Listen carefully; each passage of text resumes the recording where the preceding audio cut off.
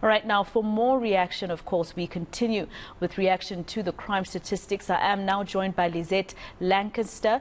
She's the project manager for Crime and Justice Information and Analysis Hub at the Institute for Security Studies.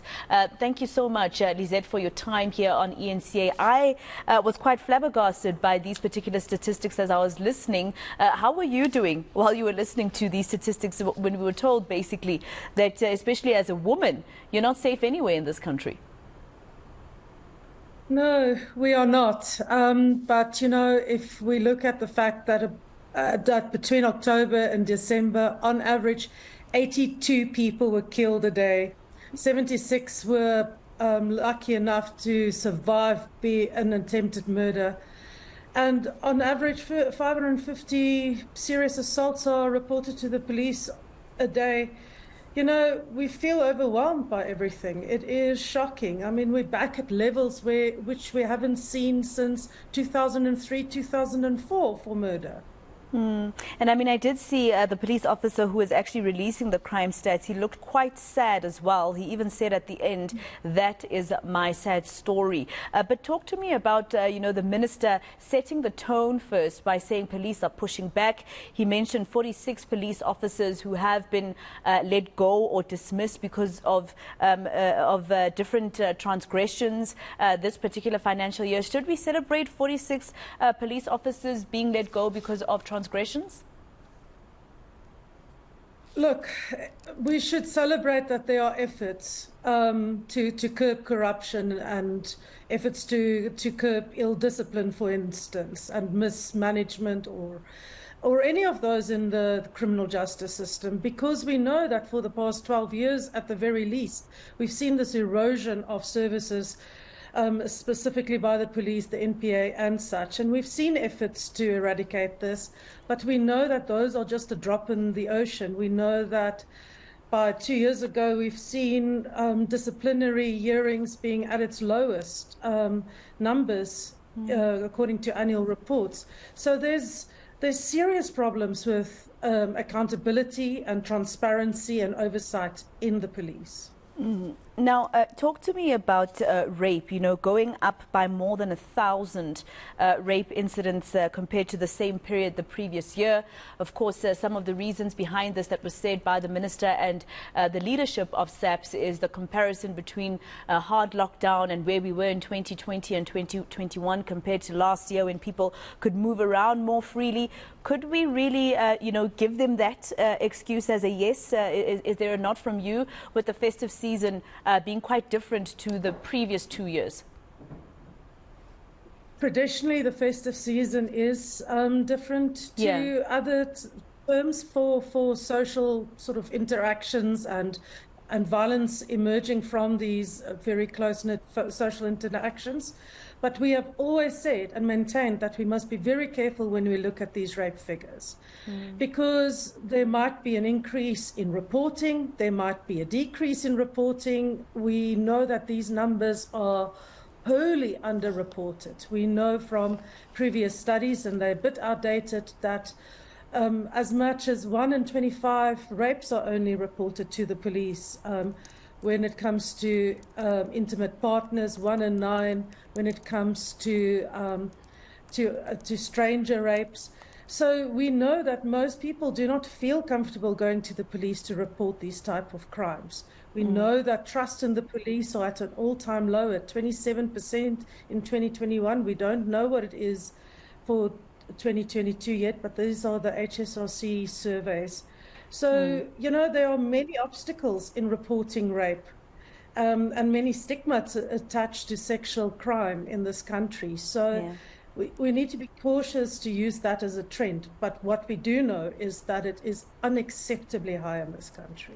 I want to ask you a question. I mean, 199 more women killed in just 3 months in South Africa.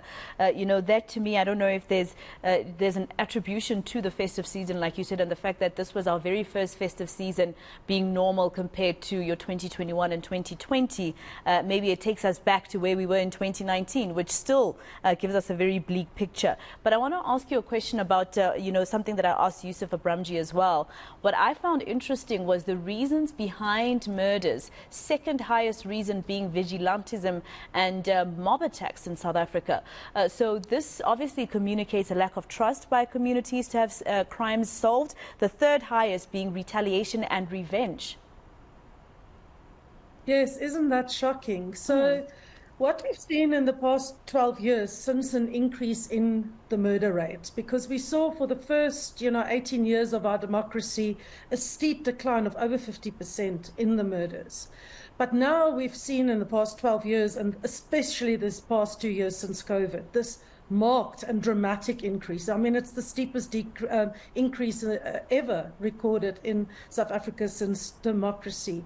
We are seeing that there's these group actions that are now driving a lot of our crime, not just the interpersonal violence. So we know the minister has spoken about the mass murders, the organized crime components, but this vigilantism is very concerning because we've been seeing this increase to almost 20% of our murder being ascribed to vigilantism in the past 5 to 8 years, I would say. And that shows, again, why I mentioned the lack of trust. It is not easy to gain trust from the police, from communities, and to get the information flowing to the police and corporation if people feel that they can no longer or has ever trusted the police. So these vigilante attacks are very concerning. And of course, it's difficult because we don't always know what the motives are. We know that in certain cases it's also linked to taking out local gangs and things like that. So it becomes very muddied, and it becomes a very big problem and concern for us because our children are seeing these violent incidents in their streets. For me, what's concerning is that because the second highest is vigilantism and the third highest is retaliation and revenge, it shows that deficit, right, of trust between the community and police, because people would rather take the law into their own hands, it seems, than to report it and wait for police to investigate. Maybe they feel as though the wheels of justice will turn too slowly. Just very quickly, my last question to you. 13,000 foreign nationals, according to the minister, arrested during this particular period. I've never really heard him talk about the arrest of foreign nationals. Is this because of what was trending in terms of a topic last year after the rapes of those 8 women, the gang rape of those women in Krugersdorp? Is that probably why we're seeing him talk about the arrest of foreign nationals now? It might be. I can't speak for the minister. All that I do know is that the police have been under enormous pressure to deal with the Zama situation, as you rightfully point out. But also there's this pressure and there's this type of narrative around crime and foreign nationals. We know from our own research that although undocumented foreign nationals might pose a problem, that they are not the sole contributors to crime in this country. As a matter of fact, they're disproportionately contributing to crime in this country. So it might just be a political sort of narrative that is trying to allay fears around how seriously foreign national, and specifically those that perpetrate crime, are dealt with in this country. Yeah. But I think he needs to explain maybe a little bit more around what his motives are for saying that.